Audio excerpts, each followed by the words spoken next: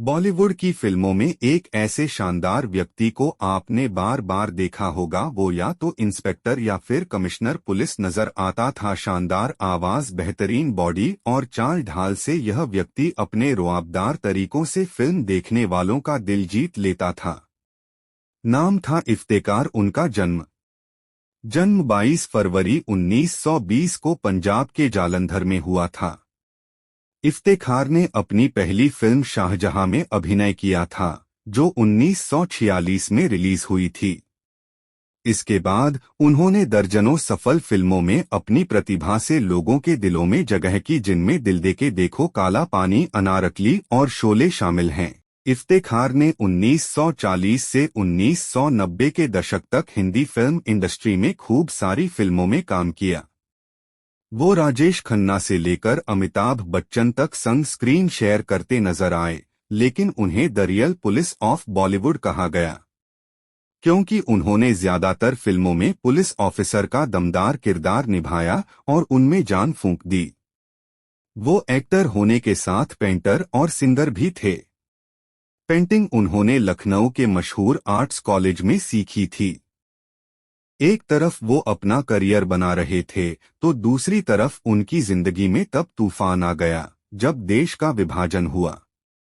उनका परिवार पाकिस्तान चला गया, लेकिन उन्होंने भारत में ही रहने का फैसला किया। इस दौरान वो आर्थिक तंगी से भी गुजरे, लेकिन हार नहीं मानी। फिर उनकी किस्मत चमकी और बॉलीवुड में छा गए। इफ्तेकार ने साल 1944 में फिल्म तकरार से करियर की शुरुआत की। ये मूवी आर्ट फिल्म्स कोलकाता के बैनर तले बनी थी। दूसरी तरफ उनकी पर्सनल जिंदगी में उथल-पुथल मची थी। देश के विभाजन के दौरान उनके माता-पिता, भाई-बहन और कई करीबी रिश्तेदार पाकिस्तान चले गए। इफ्तेकार को भारत में रहना पसंद था, लेकिन दंगों ने उन्हें कोलकाता छोड़ने के लिए मजबूर कर दिया। वो बीवी और बेटियों संग बम्बई, अब मुंबई, चले गए। इस दौरान आर्थिक स्थिति खराब हो चुकी थी, लेकिन मुंबई में किस्मत उनका इंतजार कर रही थी। इफ्तेकार को कोलकाता में उनके समय के दौरान एक्टर अशोक कुमार से मिलवाया गया था। यही वजह रही कि मुंबई में बॉम्बे टॉकीज फिल्म मुकद्दर 1950 में एक किरदार के लिए उनसे संपर्क किया गया। इसके बाद उन्होंने कभी पीछे मुड़कर नहीं देखा। उन्हें ज्यादातर पुलिस के किरदार में देखा गया और पसंद किया गया। इफ्तेकार की विशेषताएं। इफ्तेकार को उनकी अद्वितीय अभिनय शैली, उनकी आकर्षक व्यक्तित्व और उनकी गहरी आवाज के लिए जाना जाता था।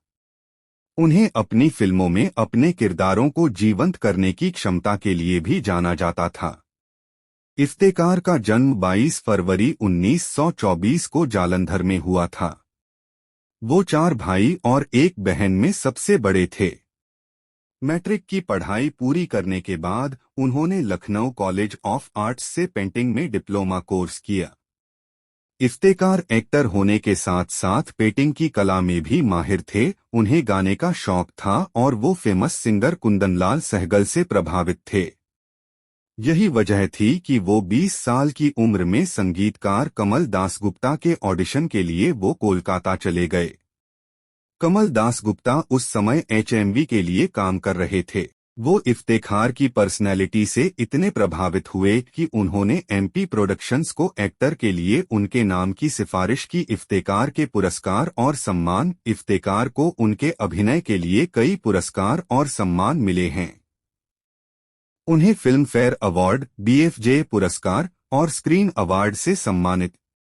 इफ्तेकार ने अपने अभिनय करियर में लगभग 500 फिल्मों में काम किया था।